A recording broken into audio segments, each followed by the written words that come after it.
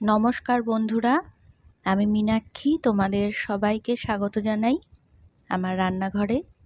আজকে তোমাদের সঙ্গে একটা দুর্দান্ত রেসিপি শেয়ার করব।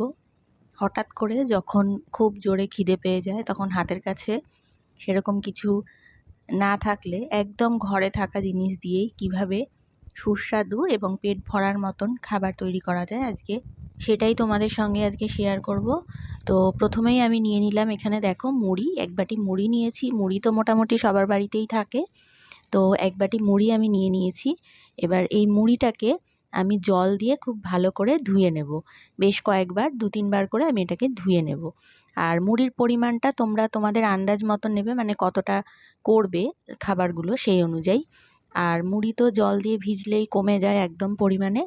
তো এবারে দেখো 2-3 বার আমি ভালো করে ধুয়ে নিয়েছি, তারপরে জলটা ছেঁকে মুড়িটাকে একটা পাত্রের মধ্যে নিয়ে নিলাম। এবার দেখে বুঝতেই পারছো যে মুড়ির পরিমাণটা কতটা কমে গেছে। এবারে এর মধ্যে কয়েকটা উপকরণ, একদম সাধারণ কিছু উপকরণ আমি এর মধ্যে অ্যাড করছি। প্রথমেই দিয়ে দিলাম গ্রেট করে নেওয়া কাঁচা আলু। আলুটাকে গ্রেট করে অনেকবার জল দিয়ে ধুয়ে নিয়েছি। এরপরে দিয়ে দিচ্ছি পেঁয়াজ কুচি।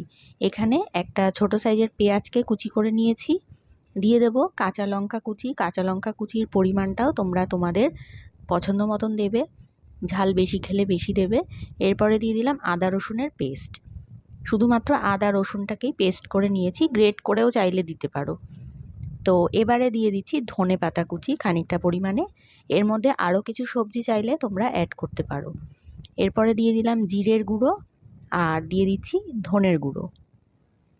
একদম মিনিমাম মশলা, বাড়িতে যেগুলো সব সময় থাকে, সবার বাড়িতেই থাকে, সেইগুলোই দিচ্ছি। দিয়ে দিচ্ছি স্বাদ মতন লবণ। এরপরে এর মধ্যে দিয়ে দেবো সামান্য একটুখানি হলুদ গুঁড়ো, একটা সুন্দর কালারের জন্য। এরপরে এর মধ্যে দিয়ে দেবো আমি বেসন। বেসনের পরিমাণটাও আন্দাজ মতন দেবে। এখানে আমার 3 চামচ মতন বেসন লেগেছে, তো সেই অনুযায়ী তোমরা দেবে। আর এর সঙ্গে আমি দিয়ে দিচ্ছি চালের গুঁড়ো। চালের গুঁড়োটা আমি এখানে 2 চামচ দিয়েছি। এবারে এই সমস্ত কিছুকে আমি মেখে নেব। জলের প্রয়োজন হবে না, মানে আমার জলের প্রয়োজন হয়নি, কারণ কি মুড়িটা ভেজানো ছিল। আর ওদিকে যে আলুটা দিয়েছিলাম, কাঁচা আলুটা, সেটাও জল দিয়ে ভালো করে ধুয়ে নিয়েছিলাম বলে ওখানেও খানিকটা জল আর কি অ্যাড হয়েছে। তো আলাদা করে আমার জল দিতে প্রয়োজন হয়নি। তোমাদের যদি মনে হয় যে জল দেওয়ার প্রয়োজন আছে তাহলে সামান্য একটু জল জাস্ট ছিটিয়ে দিতে পারো, একদম বেশি জল দিতে যাবে না।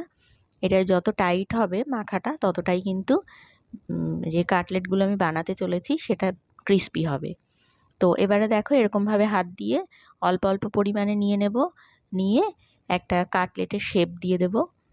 তো আজকের এই মুড়ির রেসিপিটা তোমাদের কেমন লাগছে আমাকে কমেন্টে কিন্তু অবশ্যই জানিও। ভালো লাগলে লাইক সাবস্ক্রাইব করতে একদম ভুলো না। নতুন যারা দেখছো তারা কিন্তু অবশ্যই পাশে থাকা বেল আইকনটা প্রেস করে দিও। আর পরিচিতদের সঙ্গে আমার রেসিপিটা ভালো লাগলে শেয়ার করে দিও অতি অবশ্যই। তো এবারে দেখো সবগুলো কিন্তু এরকমভাবে গোল গোল করে আমি বানিয়ে নিয়েছি কাটলেটের শেপে। তোমরা লম্বাটে করেও বানিয়ে নিতে পারো ডিম্বাকার আকৃতিতে। এবারে আমি সাদা তেল গরম করে নিয়েছি। এবার তেলের মধ্যে একে একে আমি এই কাটলেটগুলো ছেড়ে দেব। আর এই সময় আঁচটা কম রাখবো, যাতে করে কি পুরো বড়াটা খুব মুচমুচে হয়। যে কোনো বড়া বা যে কোনো কাটলেট বা কাবাব যাই বানাও না কেন, সবসময় মিডিয়াম হিটে বানালে কি হবে, মুচমুচে থাকবে অনেকক্ষণ। একদম হাই হিটে ভাজতে যাবে না পুরোটা। তো এবার দেখো আমি কিন্তু আঁচ কমিয়ে একটু সময় নিয়ে উল্টে পাল্টে এটাকে ভেজে নিয়েছি। দুটো সাইডই ভালো মতনভাবে ভাজা হয়ে গেছে। আর এটা কিন্তু অনেকটাই ক্রিস্পি হয়েছিল, মানে আমি সাউন্ডটা শোনাতে পারলাম না তোমাদের, কিন্তু এটা অনেকটাই ক্রিস্পি হয়েছিল আর বেশ অনেকক্ষণ পর্যন্ত কিন্তু এটা ক্রিস্পি ছিল। তো এভাবে তোমরা বাড়িতে অবশ্যই বানিয়ে দেখো। একদম বেশি কিছু উপকরণ কিন্তু লাগছেই না, দেখতেই পেলে।